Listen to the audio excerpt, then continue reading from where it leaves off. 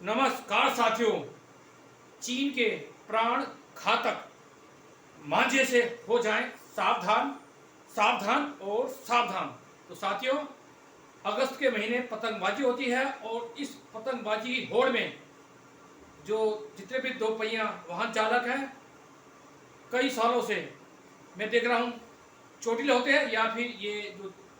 चीन का मांझा है, ये दो पहिया वाहन चालकों के लिए, जो दो पहिया चलाते हैं उनके लिए ये जानलेवा साबित होता है। सरकार ने इस पर प्रतिबंध भी लगा रखा है। जी हाँ, इस मांझे पर, चीन के मांझे पर प्रतिबंध भी लगा रखा है। इसके बाद भी ये गैर कानूनी तरीके से बाजार में काला बाजारी के रूप में बिकता है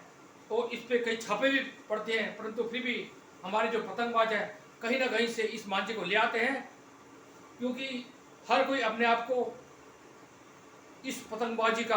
बादशाह साबित करना चाहता है और इसके लिए वो इस मांझे का इस्तेमाल करते हैं। तो सभी दो पहिया वाहन चालक से निवेदन करूंगा कि इस पतंगबाजी का जो एक महीने का मौसम होता है, ये होता है 15 अगस्त के आसपास और रक्षाबंधन तक। जी हाँ, जो ये रक्षाबंधन आती है तब तक लोग पतंग उड़ाते हैं। तो सभी से कहूँगा, सभी से निवेदन है कि आधा अधूरा हेलमेट ना पहने, पूरा जो साइज का हेलमेट होता है उसे पहने, आधा अधूरा हेलमेट ना पहने और इस गले में गमछा बांधे, क्योंकि अधिकतर ये मांझा यहीं पर हमला करता है और यहाँ की नस काट करके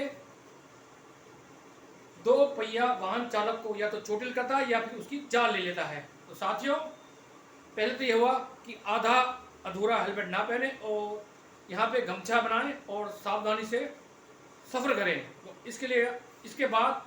दूसरी बात ये कहूँगा कि आपको कहीं भी जाना हो तो जो आपकी जो जाने की समय होता है कि आपको जितने बजे भी जाना होता है, उस समय की जो तय सीमा होती है उससे कम 10, 15 या 20 मिनट पहले घर से निकलें, क्योंकि आपकी सुरक्षा के लिए मैं कह रहा हूँ कि आप पहले निकलेंगे तो आप अपना वाहन, दो पहिया वाहन है, धीरे चलाएंगे, क्योंकि ये जो चीनी मांझा जो हमला करता है, अधिकतर जो वाहन चालक 60 या 70 किलोमीटर की रफ्तार से, जी हाँ 60 या 70 किलोमीटर की रफ्तार से अपना वाहन चलाते हैं, तो वही अधिकतर चोटिल होते हैं या फिर ये मांझा उनके लिए जानलेवा साबित होता है। लेकिन जो व्यक्ति घर से, जैसे मैं कह रहा हूँ कि आप 10, 15 या 20 मिनट पहले निकलेंगे तो क्या होगा कि अब आप जब पहले निकलेंगे तो आपकी वाहन की जो गति सीमा केवल 40 किलोमीटर प्रति घंटा की रफ्तार से होगी। जी हाँ, 60-70 वालों को संभलने का मौका नहीं मिलता, लेकिन जो 40 किलोमीटर की रफ्तार से अगर आप वाहन चलाएंगे, रफ्तार तो नहीं कहूँगा, धीमी गति से वाहन चलाएंगे, तो क्या होगा, आपको मांझा अगर कहीं जाने अनजाने में आप उससे उलझ जाते हैं तो आपको संभलने का मौका मिल जाएगा, क्योंकि तेज गति से वाहन चलाओगे तो आपको संभलने का मौका नहीं मिलेगा। लेकिन 40 किलोमीटर से नीचे अगर वाहन चलाओगे, 40 किलोमीटर से नीचे अगर आप दो पहिया वाहन चलाते हो तो आपको संभलने का मौका भी मिलेगा और आप, इससे क्या होगा, आपकी जान तो नहीं जाएगी, परंतु ये हो सकता है कि अगर ना संभल पाए तो हल्की फुल्की आपको चोट लग सकती है, या आप हल्के फुल्के मांझे से, इस मांझे से आपको हल्की फुल्की चोट लग सकती है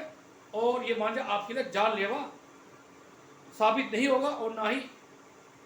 आप पर ये जानलेवा हमला कर पाएगा, क्योंकि 40 की रफ्तार आपको संभलने का मौका दे देगी। 40 की जो रफ्तार होगी आपको संभलने का मौका देगी। तो इसलिए घर से सुरक्षित निकले और वापसी में भी वाहन धीरे चला कर घर पे सुरक्षित पहुँचे। महेंद्र सिंह तिवारी, जन हित में जारी। धन्यवाद दोस्तों।